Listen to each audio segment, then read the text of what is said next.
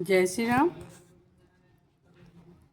कल आपने राजा दशरथ का पुत्रेष्टि यज्ञ के बारे में सुना, किस तरह से उन्होंने करने का पूरा योजना बनाई। अब इस पंचदश सर्ग में उसको कैसे उन्होंने किया, ये इसका वर्णन है। तो शुरू करते हैं। मेधावी तु ततो ध्यात्वा सकिचिदिदमुत्तरम् लब्धसंज्ञस्ततस्तं तु देवेदज्ञो नृपं ब्रवीत्। महात्मा ऋषि श्रृंग बड़े मेधावी और वेदों के ज्ञाता थे। उन्होंने थोड़ी देर तक ध्यान लगाकर अपने भावी कर्तव्य का निश्चय किया और फिर ध्यान से विरत हो वे राजा से इस प्रकार बोले। इष्टितेऽहं करिष्यामि पुत्र्यां पुत्रकारणात् अथर्वशीरसि प्रोक्ते मंत्रे सिद्धाम विधानतः। महाराज, मैं आपको पुत्र की प्राप्ति कराने के लिए अथर्ववेद के मंत्रों से पुत्रेष्टि नामक यज्ञ करूँगा। वेदोक्त विधि के अनुसार अनुष्ठान करने पर यह यज्ञ अवश्य सफल होगा। ततः प्राक्रमदिष्टिं तां पुत्र्यां पुत्रकारणात् जुहावाग्नौ च तेजस्वीं मंत्रदृष्टेन कर्मणा। यह कहकर उन तेजस्वी ऋषि ने पुत्र प्राप्ति के उद्देश्य से पुत्रेष्टि नामक यज्ञ प्रारंभ किया और श्रौत विधि के अनुसार अग्नि में आहुति डाली। ततो देवास गंधर्वाभिसिद्धांतश्च परमर्षयः प्राभाग प्रतिग्रहार्थवे समवेता यथा विधि। तब देवता, सिद्ध, गंधर्व और महर्षि गण विधि के अनुसार अपना अपना भाग ग्रहण करने के लिए उस यज्ञ में एकत्र हुए। ततः संवेत्य यथा न्यायं तस्मिन् सदसि देवता अम्ब्रुवल्लोकर्तारं ब्राह्मणं वचनं तथा। उस यज्ञ सभा में क्रमशः एकत्र होकर के सब देवता लोककर्ता ब्रह्मा जी से इस प्रकार बोले। भगवस्तत्व प्रसादेन रावणो नाम राक्षसः सर्वान् नो बाधते वीर्याक्षसितुं तं न शक्नुम। भगवान रावण नामक राक्षस आपका कृपा प्रसाद पाकर अपने बल से हम सब लोगों को बड़ा कष्ट दे रहा है। हम में इतनी शक्ति नहीं है कि अपने पराक्रम से उसको दबा सकें। त्वया तस्मै वरो दत्त प्रीतेन भगवतिस्तदा मानहन्तश्च तं नित्यं सर्वतस्य क्षमामहे। प्रभु, आपने प्रसन्न होकर उसे वर दे दिया है, तब से हम लोग उस वर का सदा समादर करते हुए उसके सारे अपराधों को सहते चले आ रहे हैं। उद्वेजयति लोकान् स्त्रीनुच्छेतान् देष्टि दुर्मति संक्रमत्रिशदश राजन् प्रदर्शयितुमीक्षति। उसने तीनों लोकों के प्राणियों को नाकों दम कर रखा है। उस दुष्टात्मा जिनको कुछ ऊंची स्थिति में देखता है उन्हीं के साथ द्वेष करने लगता है। देवराज इंद्र को परास्त करने की अभिलाषा रखता है। ऋषीन् यक्षांस गंधर्वान् ब्राह्मणान् सुरांस्तदा अतिक्रामति दुर्धर्षो वरदानेन मोहिता। आपके वरदान से मोहित होकर वह इतना उद्दंड हो गया है कि ऋषियों, यक्षों, गंधर्वों, असुरों तथा ब्राह्मणों को पीड़ा देता और उनका अपमान करता फिरता है। नयनं सूर्य प्रतपति पार्श्वे वाति न मारुता चलोर्मिमालितं दृष्ट्वा समुद्रोऽपि न कंपते। सूर्य उसको ताप नहीं पहुंचा सकते, वायु उसके पास से जोर से नहीं चलती है, जिसकी उत्ताल तरंगे सदा ऊपर नीचे होती रहती हैं। वह समुद्र भी उस रावण को देखकर भय के मारे स्तब्ध सा हो जाता है, उसमें कंपन नहीं होता है। तन्महन्नो भयं तस्माद् राक्षसाद् घोर दर्शनात् वधार्थ तस्य भगनुपायं कर्तुमहर्षि। वह राक्षस देखने में भी बड़ा भयंकर है, उससे हमें महान भय प्राप्त हो रहा है, अतः भगवान उसके वध के लिए आपको कोई न कोई उपाय अवश्य करना चाहिए। एवमुक्तः सुरे सर्वैश्चिन्तित्वा ततो ब्रवीत् हन्तायं विदितस्तस्य वधोपायो दुरात्मनः। तेन गन्धर्वयक्षाणां देवतानां च रक्षसाम् अवध्योऽस्मीति वागुत्थायते तथेयुक्तं तन्मया। समस्त देवताओं ने ऐसा कहकर ब्रह्मा जी कुछ सोच कर बोले। ऐसा कहने पर ब्रह्मा जी कुछ सोच कर बोले, देवताओं, लो उस दुरात्मा के वध का उपाय मेरी समझ में आ गया है। उसने वर मांगते समय यह बात कही थी कि मैं गंधर्व, राक्षस, यक्ष तथा देवता आदि के हाथों से न मारा जाऊं। मैंने भी तथास्तु कहकर उसकी प्रार्थना स्वीकार कर ली।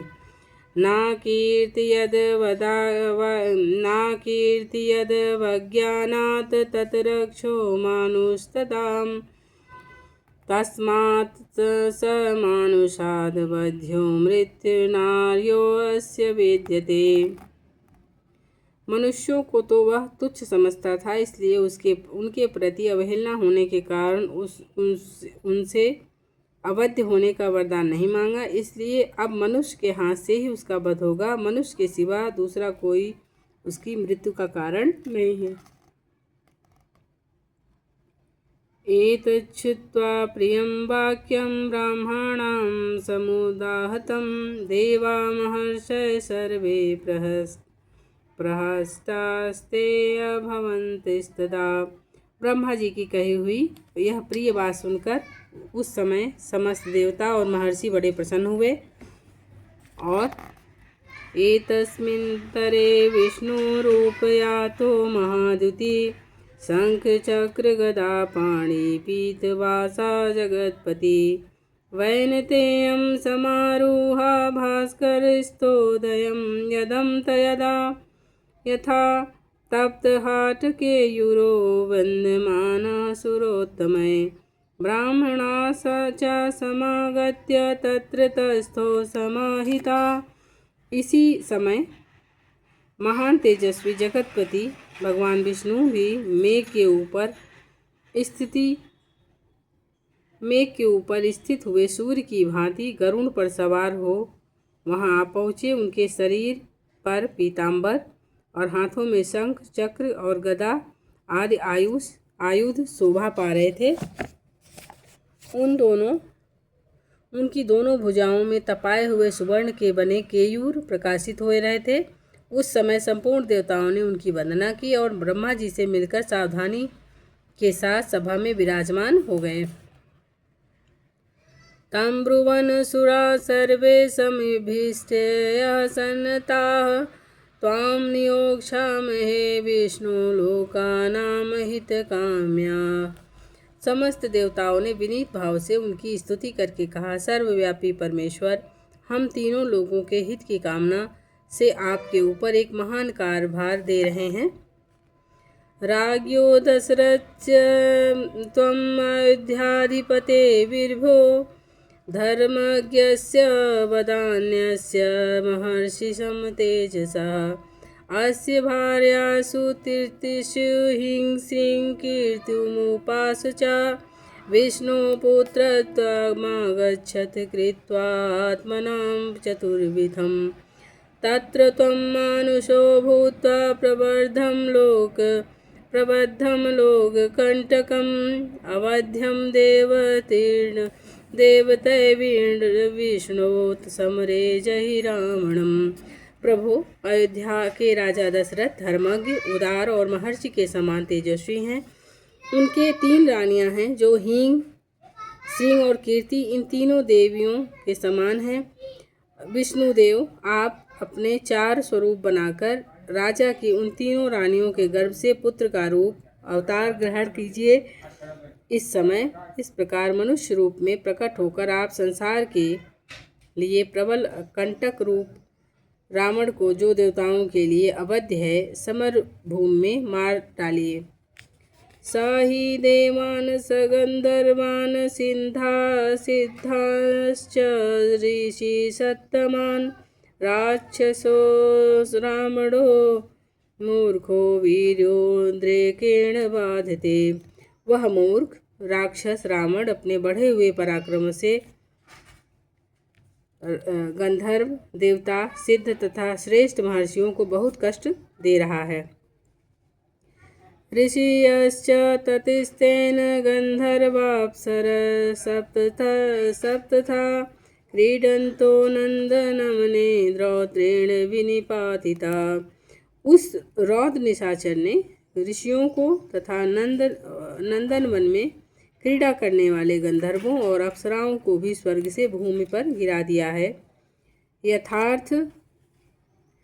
यथार्थ वै मायातस्य वै मुनिभिः सह सिद्ध गंधर्व यक्षाश्च ततस्त्वां शरणं गता।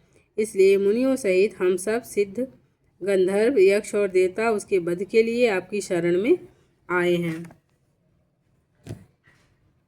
त्वं गतिं परमादेव सर्वेषां न परन्तप वधाय देव शत्रूणां नृणां लोके मन्कुरुः। शत्रुओं को संताप देने वाले देव आप ही हम सब लोगों की परम गति हैं, अतः इन देवद्रोहियों का वध करने के लिए आप मनुष्य लोक में अवतार लेने का निश्चय कीजिए। एवंस्तुस्तो देवशो विष्णुस्त्रिदशपुङ्गवः पितामह पुरोगास्तान् सर्वलोकनमस्कृतः अब्रवीत् त्रिदशान् सर्वान् समेतान् धर्मसंहितान्। उनके इस प्रकार स्तुति करने पर सर्वलोक वंदित देव प्रवर देवाधिदेव भगवान विष्णु ने वहाँ एकत्र हुए उन समस्त ब्रह्मा आदि धर्म प्राण देवताओं से कहा, भयं त्यजत भद्रं वो हितार्थ युधि रावणं सुपुत्र पौत्रं समात्यं समंत्री ज्ञाति बांधवम् हत्वा क्रूरं दुराधर्ष देवर्षिणा भयावम् दशवर्षसहस्राणि 10 वर्षशतानि च वत्स्यामि मानुषे लोके पालयन् पृथिवीमिमां। देवगण तुम्हारा कल्याण हो, तुम भय को त्याग दो। मैं तुम्हारा हित करने के लिए रावण को पुत्र पौत्र अमात्य मंत्री और बंधु बांधवों सहित युद्ध में मार डालूंगा। देवताओं और ऋषियों को भय देने वाले उस क्रूर और दुर्शर राक्षस का नाश करके मैं 11,000 वर्षों तक इस पृथ्वी का पालन करता हुआ मनुष्य लोक में निवास करूंगा। एवं दत्त्वा वरं देवो देवानां विष्णुरात्मवान् मानुष्ये चिंतयामास जन्मभूमि मथात्मनः। देवताओं को ऐसा वर देकर मनस्वी भगवान विष्णु ने मृत्यु लोक में पहले अपनी जन्मभूमि के संबंध में विचार किया। ततो पद्मपलाशाक्ष कृत्वा आत्मनां चतुर्विधं पितरं रोचयामास तदा दशरथं नृपम्। उसके बाद कमलनयन श्रीहरि ने अपने को 4 रूपों में प्रकट करके राजा दशरथ को पिता बनाने का निश्चय किया। ततो देवर्षि गंधर्वा सरुद्रा सप्तसरोगणा स्तुतिभिः दिव्यरूपाभिस्तुष्टुमु मधुसूदनम्। तब देवता, ऋषि, गंधर्व, रुद्र और अप्सराओं ने दिव्य स्तुतियों के द्वारा भगवान मधुसूदन का स्तवन किया। तमुद्धतं रावणमुग्रते तेजसं प्रवर्धदर्प त्रिदर्शेश्वर दिशं विरामणं साधुपस्ति तपस्विककण्टकं तपस्विनाम् उद्धरं तं भयावहं। वे कहने लगे, प्रभु रावण बड़ा उद्दंड है, उसका तेज अत्यंत उग्र और घमंड बहुत बढ़ा चढ़ा है। वह देवराज इंद्र से सदा द्वेष रखता है, तीनों लोगों को रुलाता है। साधुओं और तपस्वियों जनों के लिए वो बहुत बड़ा कंटक है। अतः तापसों को भय देने वाले उस भयानक राक्षस को आप जड़ उखाड़ डालिए। त्वमेव हन्ता सबलं सबान्धवं विरामणं रावणम् उग्रपौरुषं स्वलोकमागच्छ गन्तज्वरं शरं सुरेन्द्रगुप्तं गतदोषकल्मषम्। उपेंद्र, सारे जगत को रुलाने वाले उस उग्र पराक्रमी रावण को सेना और बंधु बांधवों सहित नष्ट करके अपनी स्वाभाविक निश्चिंतता के कारण अपने ही द्वारा सुरक्षित उस चिरंतन वैकुंठ धाम में आ जाइए, जिसे राग द्वेष आदि दोषों का कलुष कभी भी नहीं छू पाता है। इसमें 16वें सर्ग में देवताओं द्वारा श्री हरि से रावण के वध के लिए अवतीर्ण होने के लिए जो कहा गया है वो इसके बारे में है। ततो नारायणोर्विष्णु नियुक्ता सुरसत्तमय जानन्नपि सुरानेमं लक्षणं वचनं ब्रवीत। तदंतर उन श्रेष्ठ देवताओं द्वारा इस प्रकार रावण वध के लिए नियुक्त होने पर सर्वव्यापी नारायण ने रावण के वध को उपाय जानते हुए भी रावण देवताओं से यह मधुर वचन कहा। उपाय को वधे तस्य राक्षसाधिपते सुरा यमहं तं समास्थाय निहन्तामृषककण्टकम्। देवगण, राक्षस राज रावण के वध के लिए कौन सा उपाय है जिसका आश्रय लेकर मैं महर्षि के लिए कंटक रूप उस निशाचर का वध करूं। एम मुक्तासुरा सर्वे प्रत्युच विष्णुमय भयं मानुषं रूपमास्थाय रावणं कहिजहि संयुगे। उनके इस तरह पूछने पर सब देवता उन अविनाशी भगवान विष्णु से बोले, प्रभु आप मनुष्य का रूप धारण करके युद्ध में रावण को मार डालिए। संहिते पे तपस्तीव्रियं दीर्घकालमन्दिरं येन तुष्टो अभवत् ब्रह्मा कल्लोकपूर्वजः। उस शत्रुदमन निशाचर ने दीर्घ काल तक तीव्र तपस्या की थी, जिससे सब लोगों के पूर्वज लोक सृष्टा ब्रह्मा जी उस पर प्रसन्न हो गए थे।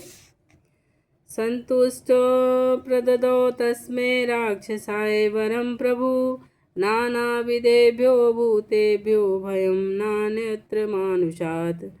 उस पर संतुष्ट हुए भगवान ब्रह्मा ने उस राक्षस को यह वर दिया कि तुम्हें नाना प्रकार के प्राणियों में से मनुष्य के सिवा किसी से भय नहीं है। अवज्ञाता पुरा तेन वरदाने हि मानमा एवं पितामहात् तस्मात् वरदानेन गर्विता। पूर्व काल में वरदान लेते समय उस राक्षस ने मनुष्यों को दुर्बल समझकर उनकी अवहेलना कर दी और इस प्रकार पितामह से मिले हुए वरदान के कारण उसका घमंड बढ़ गया। उत्सादयति लोकान् स्त्रीन् स्त्रियश्चापुकर्षति तस्मात् तस्य वधो दुष्टो मानुष्येभ्यः परन्तपः। शत्रुओं को संताप देने वाले देव वह तीनों लोगों को पीड़ा देता और स्त्रियों का भी हरण कर लेता है, अतः उसका वध मनुष्य के हाथ से ही निश्चित हुआ है। इत्येतद् वचनं श्रुत्वा सुराणां विष्णुरात्मवान् पितरं रोचयामास तदा दशरथं नृपम्। समस्त जीवाओं को बस में रखने वाले भगवान विष्णु ने देवताओं की यह बात सुनकर अवतार काल में राजा दशरथ को ही पिता बनाने की इच्छा की। स चाप्य पुत्रो नृपतस्मिन् काले महादुतिः अयजत पुत्र्यामिष्टं पुत्रेप्सुररिसूदनः। उस समय के वे शत्रुसूदन महातेजस्वी नरेश पुत्रहीन होने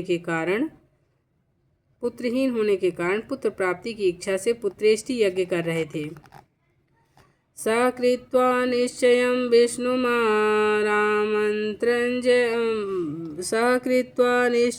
विष्णुरामन्त्रया च पितामहम् अंतर्ध्यानं गतो देवे पूज्यमानो महर्षिभिः।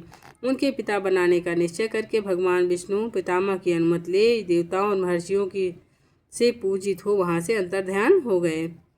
ततो वै यजमानस्य पावकादतुलभ्रमं प्रादुर्भूतं महद्भूतं महावीर्यमहाबलम्। तत्पश्चात पुत्रेष्टि यज्ञ करते हुए राजा दशरथ के यज्ञ में अग्निकुंड से एक विशालकाय पुरुष प्रकट हुआ। उसके शरीर में इतना प्रकाश था कि जिसकी कहीं तुलना नहीं थी। उसका बल पराक्रम महान था। कृष्णं रक्तांबरं धरं रक्तास्यं दुन्दुभिस्वनं स्निग्धयच्छतमनुजश्मश्रु प्रवरमूर्धजम्। उसकी अंग कांति काले रंग की थी। उसने अपने शरीर पर लाल वस्त्र धारण कर रखा था। उसका मुख भी लाल ही था। उसकी वाणी से दुंदुभि के समान गंभीर ध्वनि प्रकट हो रही थी। उसकी रोम, दाढ़ी, मूछ आदि बड़े बड़े केस चिकने और सिंह के समान थे। शुभलक्षण संपन्न दिव्याभरणभूषितं शैलशृंग समुत्सेधं दृप्त शार्दूलविक्रमं। वह शुभ लक्षणों से संपन्न, दिव्य आभूषणों से विभूषित, शैल शिखर के समान ऊंचा और गर्वीले सिंह के समान चलने वाला था। दिवाकर समाकारं दीप्ताननलशिखोपम तप्त जाम्बूनदयमयी राजा तान्तपरीक्षताम्। दिव्य पायसं सम्पूर्णा पात्री पत्रिमिव प्रियां प्रगृहा विपुलां दोर्भा स्वयं मायामयीमेव। उसकी आकृति सूर्य के समान तेजमयी थी। वह प्रज्वलित अग्नि की लपटों के समान देदीप्यमान हो रहा था। उसके हाथ में तपाए हुए जाम्बुनद नामक सुवर्ण की बनी हुई परात थी जो चांदी के ढक्कन से ढकी थी, और वह परात थाली बहुत बड़ी थी और दिव्य खीर से भरी हुई थी। उसे उस पुरुष ने स्वयं अपनी दोनों भुजाओं पर इस तरह से उठा रखा था कि मानो कोई रसिक अपनी प्रियतमा पत्नी को अंक में लिए हुए हो। वह अद्भुत परात मायामयी सी जान पड़ती थी। समवेक्षा ब्रवीत वाक्यमिदं दशरथनप्रं प्राजापत्यं नरं विद्धि मामि महात्म्यगतं नृपः महाभ्यागतं नृपः। उसने राजा दशरथ की ओर देखकर कहा, नरेश्वर, मुझे प्रजापति लोक का पुरुष जानो। मैं प्रजापति की आज्ञा से ही यहाँ आया हूँ। ततः परम तथा राजा प्रत्युवाच कृतांजलि भगवन् स्वागतं तेजु किमहं करवाणि ते। तब राजा दशरथ ने हाथ जोड़कर उससे कहा, भगवान, आपका स्वागत है, कहिए मैं आपकी क्या सेवा करूं। अथो पुनरिदं वाक्यं प्राजापत्यो नरो ब्रवीत् राजन्नर्चनयता देवनाद्य प्राप्तमिदं त्वया। फिर उस प्रजापात्य पुरुष ने पुनः यह बात कही कि राजन, तुम देवताओं की आराधना करते हो, इसलिए तुम्हें आज यह वस्तु प्राप्त हुई है। इदं तुम नृपशार्दूलपायसं देवनिर्मितं प्रजाकरं गृहाण त्वं धनमारोग्यवर्धनम्। नृपश्रेष्ठ, यह देवताओं की बनाई हुई खीर है जो संतान की प्राप्ति कराने वाली है। तुम इसे ग्रहण करो। यह धन और आरोग्य की भी वृद्धि करने वाली है। भार्याणां मनुरूपाणां सिंसेतेति प्रयच्छ वै तासु त्वं लप्स्यसे पुत्रान् यदर्थयज्यसे नृपः। राजन, यह खीर अपनी योग्य स्त्रियों को दो और कहो तुम लोग इसे खाओ। ऐसा कहने पर उनके गर्भ से आपको अनेक पुत्रों की प्राप्ति होगी जिनके लिए तुम यह यज्ञ कर रहे हो। तथेति नृपति प्रीतः शीर्षा प्रतिगृहासातां पात्री देवान् सम्पूर्णा देवदत्तां हिरण्यमीम् अभिवाद्या च तदुद्भुतं प्रियदर्शनं मुदा परमया युक्तश्चकाराभिप्रदक्षिणम्। राजा ने प्रसन्नतापूर्वक बहुत अच्छा कहकर उस दीप पुरुष की दी हुई देवान्य से परिपूर्ण सोने की थाली को लेकर उसमें उसे अपने मस्तक पर धारण किया। फिर उस अद्भुत और प्रिय दर्शन पुरुष को प्रणाम करके बड़े आनंद के साथ उसकी परिक्रमा की। ततो दशरथ प्राप्त पायसं देव निर्मितं बभूव परम प्रीत प्राप्त वित्तिं विधाबाधमन् ततस्तद्भुतप्रखम्यं पूतं परमभास्वरं संवर्तयित्वा तत्कर्म तत्रैवान्तर्धीयत। इस प्रकार देवताओं के द्वारा बनाई हुई उस खीर को पाकर राजा बहुत प्रसन्न हुए, मानो निर्धन को धन मिल गया हो। और उसके बाद वह परम तेजस्वी अद्भुत पुरुष अपना वह काम पूरा करके वहीं अंतर ध्यान हो गया। हर्षरश्मिभिरुद्योतं तस्यातं पुरमावधौ शारदस्याभिरामस्य चंद्रसेव नभो शुभे। उस समय राजा के अंतःपुर की स्त्रियां हर्षोल्लास से बढ़ी हुई कांतिमयी किरणों से प्रकाशित हो ठीक उसी तरह शोभा पाने लगी जैसे शरतकाल के नयनाभिराम चंद्रमा की रम्य रश्मियों से उद्भासित होने वाला आकाश सुशोभित होता है। सोऽन्तःपुरं प्रविश्य कौशल्यादिमब्रवीत् पायसं प्रतिगृहीष्व पुत्रीयं त्वदीयमात्मनां। राजा दशरथ वह खीर लेकर अंतःपुर में गए और कौशल्या से बोले, देवी, यह अपने लिए पुत्र की प्राप्ति कराने वाली खीर ग्रहण करो। और कौशल्याये नरपति पायसार्ध ददा अर्धार्ध ददौ चापि सुमित्राये नराधिपा। ऐसा कहकर नरेश ने उस समय उस खीर का आधा भाग महारानी कौशल्या को दे दिया। फिर बचे हुए आधे का आधा भाग रानी सुमित्रा को अर्पण किया।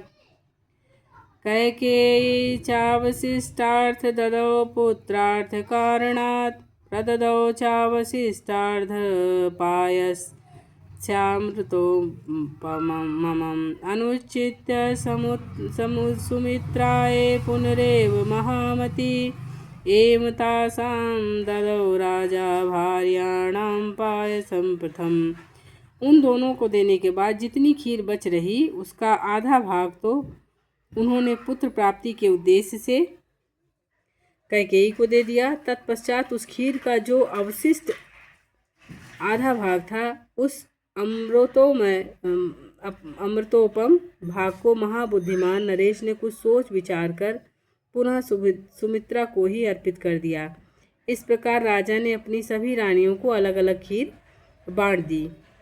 ताश्चैवं पायसं प्राप्त नरेन्द्रस्योत्तमं स्त्रियं सम्मानं मेनिरे सर्वा प्रहर्षोदित चेतसः। महाराज की उन सभी साध्वी रानियों ने उनके हाथ से वह खीर पाकर अपना सम्मान समझा। उनके चित्त में अत्यंत हर्षोल्लास छा गया। ततस्तुता प्राश्च तमुत स्त्रियो महीपते रुत्तमं पायसं पृथक् हुताशनादित्य समानते तेजसो अचिर्णेन गर्भान प्रति पेदिरे तथा। उस उत्तम खीर को पाकर खाकर राजा की उन तीनों साध्वी रानियों को शीघ्र ही पृथक अलग अलग गर्भ धारण किया। उनके वे गर्भ अग्नि और सूर्य के समान तेजस्वी थे। ततस्तु राजा प्रतिवीक्षं तां स्त्रिया प्रगूढगर्भा प्रतिलब्धमानसा बभूव हष्टस्त्रीदिवे यथा हरि सुरेन्द्रसिद्धर्षिगणाभिभूजितः। तदंतर अपनी उन रानियों को गर्भवती होते देख राजा दशरथ को बड़ी प्रसन्नता हुई। उन्होंने समझा मेरा मनोरथ सफल हो गया। जैसे स्वर्ग में इंद्र सिद्ध और ऋषियों से पूजित हो श्री हरि प्रसन्न होते हैं, उसी प्रकार भूतल में देवेंद्र सिद्ध और महर्षियों से सम्मानित हो राजा दशरथ संतुष्ट हुए। इस प्रकार राजा की तीनों रानियों को जो है खीर खाने से पुत्र की प्राप्ति हुई। शेष कल पढ़ेंगे। सप्तशत सर्ग। जय श्री राम।